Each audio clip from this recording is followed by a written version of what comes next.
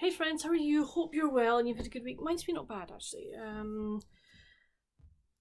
I was spending a lot of time in front of the computer over the last week and the beginning of this week. We did do this, we managed to get this slideshow sorted and we did it on Tuesday and it went down really well. People seem to have really liked it, which is good.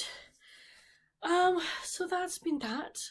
What else have I done this week? But out with my other half. He was down, so that's nice. He went back today, so it was nice to sort of go out with him yesterday and did a few bits and pieces.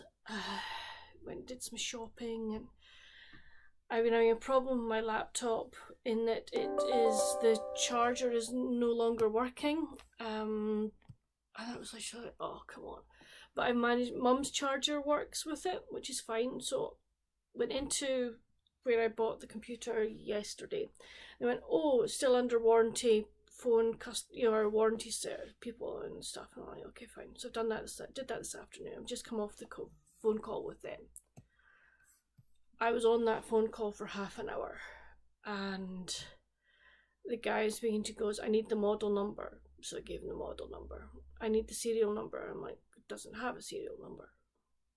So went and found what, he said, oh, you need to go XYZ. So I did XYZ. What's the model number on your charger? And I'm like, what? Where do I find that? Because you can't read it because it's grey on black. And, it doesn't say something like, serial number. Oh, we need the model of your laptop. I'm like, well, it's a Surface Pro. Yeah, but what number? And I'm like, I don't know. Where, oh, you need to go to here. I went, I'm looking at here, and here. It doesn't have it. But it should. I went, oh, maybe it should, but it doesn't actually give me this information. Oh, so what's your model number again? And I'm like, oh, for the love of Pete. So the upshot of it is that I have to clear my laptop of anything personal that's on it. And they are going to come and pick my laptop up a week tomorrow. And I'm going to be without it for possibly 6 days, if not longer. I just need a new ruddy charger. That's all I need. Mum has the same computer as I do, a slightly older, a younger model. Her charger works, but I don't want to keep using her charger, obviously. And I'm like, I just need a charger. It's really, really simple. I could have bought one in the shop for 40 quid, but because it's under warranty, I should get it for free. But I can't just get it in the shop for free. I have got to go. So yes, I'm now going to spend time taking everything off this. Pain in the ass. So hopefully I'll get videos recorded over the coming week that I can schedule to get up for you. But if after next Saturday I'm not on here for X number of weeks or days, it's not because I'm not wanting to put videos out. It's because I can't. So yeah. So I'm kind of stressed about this, guys. Don't like being without my computer, and it's for something that is just so simple. I've got all this hassle, and I shouldn't have to have all this hassle, Ugh. So anyway, reading wise has been a good week. I finished Dumb Witness by Agatha Christie, so really, I think I told you that last week. I also finished The Last Party at Silverton Hall by Rachael Burns. I'm doing a video for that because it's a Net Gallery review book, so that will be recorded and out within the next week and a bit. I then read Dreaming of a Heartlake Christmas by Sarah Robinson. I really enjoyed this. I gave it 4 out of 5. So we meet Nola, and Nola has been left her grandmother's historic house, which is called the Castle in Heartlake, and she comes back to Heartlake, and really basically what she wants to do is clear it, get it ready for sale, and she's happy. And she's made contact with the realtor in the town, who happens to be kind of her high school ex-boyfriend, and this guy's horrible. He's really not nice. You know, he's after a buck himself, if I can put it that way, and you know, he's like, oh, I'm all about money and all of this, and I'm like, I don't like you, and he's like, we're just going to tear it down anyway, you know, doesn't matter what state it's in, we're not going to keep it. And that kind of starts Nola thinking, I'm not too sure. She also re-meets Tanner, who was who is her best friend's brother, and they have this kind of like love-hate relationship in that they really spark each other off, and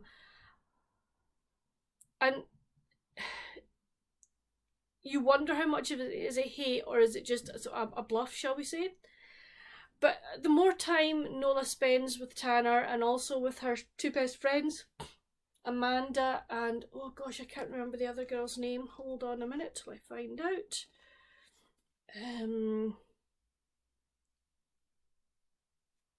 Hold on. Rosie. So the more time she spends with them, is it Rosie? Or is that Rosie? Is Rosie the daughter? Oh my goodness. This is what you get when you don't take notes. Do you know that, guys? No,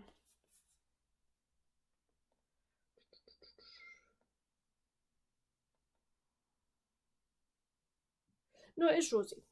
So, yeah, the more time she spends also with Rosie and Amanda, the more she realises that Heart Lake has a lot going for it, that she could do a lot of good there, because she wanted to use the money from selling her grandmother's house to start her own, like, female-only sort of PR kind of company. But she could do helping businesses, big and small, become more profitable. So it's PR marketing sort of thing. So yeah, so the more time she spends there, the more she realises maybe Heart Lake is actually where she wants to be. And maybe Tanner isn't such a bad guy after all. But no, it was really lovely. I really, really enjoyed it. I liked the friendship between the three ladies and how it has stood the test of time and then moving away and stuff like that. So yeah, I really, really enjoyed it. Then there was a bonus short story here, which was The Christmas Wish by Melinda Curtis. Again, really enjoyed it. She says, trying to remember desperately what it was about.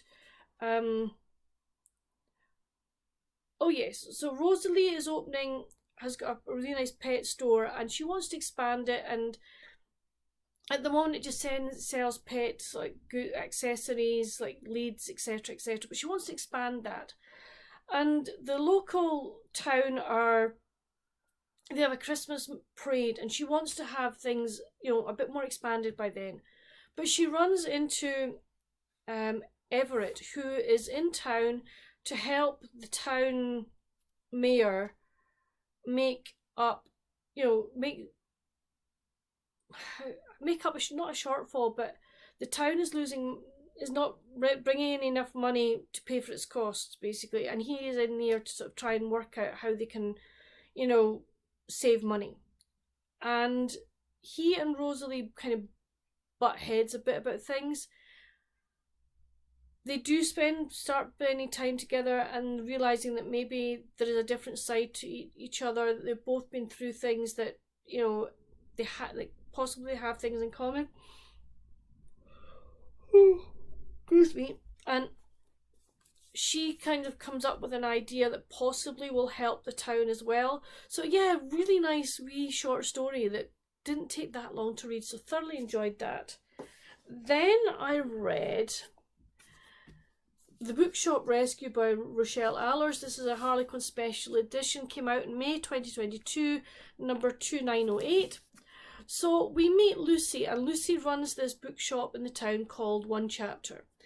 And Callum runs the local bowling alley called, is it Pin and Pint? And since Lucy has come to town a year ago, he has always sort of done things for her, like if she needs packages left, then he will take them into his business. And then he will, you know, bring them over later on if she needs the heavy things lifted. He will do that. And Lucy decides that she's going to adopt Buttercup. Now, Buttercup is a year-old golden lab retriever who has had a hard time. She's, been, I don't know if she's abused, but I think it was like one of these puppy farms. And she is pregnant when Lucy gets her, but she's happy with that, and she's just fostering her. But the more, Buttercup becomes an integral part of her life, and also Callum's. And Callum helps the night that Buttercup gives birth, and that moves things on for him and Lucy. And basically it was a one night baby job, which are not my favourites. I'm like, come on, I know it can happen, which is great, but just like, I think this is the one thing that it got a 4 out of 5 from me, and I think that's why, because the rest of the story was really good. It was like both Callum and Lucy have had things happen in their past with their own parents that make them very nervous about having a relationship, and also Lucy had been engaged but something happened, so again that makes her very, very wary of a new relationship. But the good thing is that they talk about things, and it was very good in that they did talk to each other, they helped each other, and they made decisions together as a unit, which I thought was really, really, really enjoyable. I love the bookshop aspect. Oh, excuse me. And I love the dog and the puppies. So I really like Rochelle Alers' work. I really do, and I'm really glad to have read this. This is part of the, is it Forever Pause or Fur Pause? What's it called? It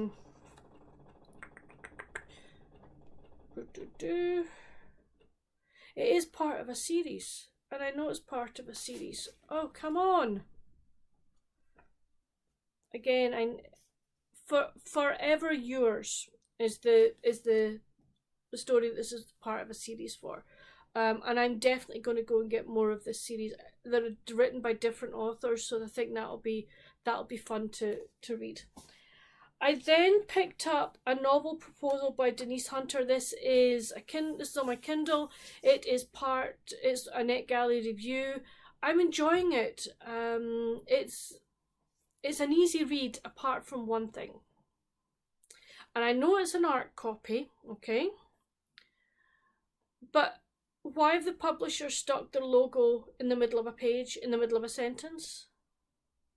Every second or third page, I have a logo stuck in the middle of the page. Hold on, I have some pictures so I can try and explain what you mean.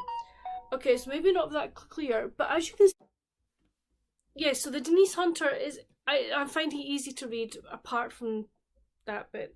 And then I picked up The Backup Plan by Jill Shalvis. I finally got this from, if you've been watching, say 2 weeks ago, you know my rant about Wattersons. They very kindly got back to me because I emailed them. Finally got me the copy of The Backup Plan, but been told that there's no way they will be able to get me All Is Bright by Rianne Thane because it has to come from America. Why? Because it's also been published by Mills and Boon in the UK, but because of their supply thing, it has to come from America. They don't know if they're actually going to get it. So yeah, so that's another crud thing. But as I say, Backup Plan, started it last night or the night before. I'm on chapter 10. I'm quite enjoying this. I'm not going to say very much else about it, but I am quite enjoying this. It is a fun read, and will I get to finish this weekend? Maybe, maybe not. We've got my friends arriving tonight. She's coming to stay for the weekend, so that'll be really nice. Rugby again this weekend, but it's not Six Nations, it's the URC Championships. That's fine. We'll be watching rugby. If it's a nice day weather-wise, we'll probably go out somewhere tomorrow, which will be good. But yeah, so that's kind of my plans for the weekend and everything else. I have been doing some crafting. I'm going to insert at the end of this the start of a cross-stitch project I'm doing. But I'm in the middle of doing a blanket at the moment. And wait till you see this blanket, guys. It is fleecy yarn. Okay, and I am doing like a granny square type pattern on the whole thing. So there we go. That's what we've got so far. So it's like peachy and green. So yeah. So I'm doing kind of, apart from the center bit, it is like 4 rows of each. So yeah, it's going to be a big job when it's finished, because that is kind of only, shall we say, just coming on for 4 balls of wool for each for what I've done so far. So 8 balls of wool so far, and I've got another 16 balls. I've got another 8 balls of each yarn, so it's going to be quite a big blanket when I'm finished, which is really, really nice. Whether it stays here, whether it goes up to Oban, or whether I go to my mum and dad, I'm not sure yet. I will finish it and see, it might adorn my own bed. I really don't know. But I'm enjoying working on it, and as I say, I've started a new cross stitch project. I will insert it at the end of this video because I recorded it on my phone. But that's it for this video, friends. Sorry about the rant at the beginning, but it's just like, I'm just so frustrated. I really am just so frustrated by this, you know, lack of wherewithal, shall we say. But hey ho, it will be fixed, hopefully. And hopefully they won't take anything off my computer. As I say, I'll back everything up, and we'll just hope to goodness that I get it back in the condition that I send it to them in. So yeah, I don't know whether to keep it in its cover or whether to take its cover off. I really don't know. What would you do? I would love to know in the comments to say, what would you do? Would you send your laptop out with its cover on it, or would you take the cover off? I would love your opinion. But whatever you do, friends, I hope you have a good weekend. Please let me know down in the comments what you plan to be doing this weekend. And what are you reading? What have you read this week? I'd love to know. But until my next video, friends, stay safe, happy reading. Bye. I've spent a productive part of my morning putting all the threads I need for my next cross stitch project onto these lovely, great little winders, and writing the numbers on them so that when I need them, I just pull them out. It's great. I'm really happy with that. And as I say, I did a wee bit cross stitch. I'll let you see that in a minute, but oh, that feels good to have done that. And that is the start of my project. I've not done very much, but at least it's a start, which is good. I'm not going to let you see the pattern because I don't know if that's a good idea, but hold on, I'll let you see if I can get you actually see the picture of it. Okay, so this is the cross stitch I've started doing. So I just started up in there just now, but it's by who's it by? Hold on a minute, it should tell me who it's by. Hold on, there it goes, by mariadiazdesigns.com. So this is, it was written there all along here. So yeah, so this is the one I've started on, so really pleased to be doing it.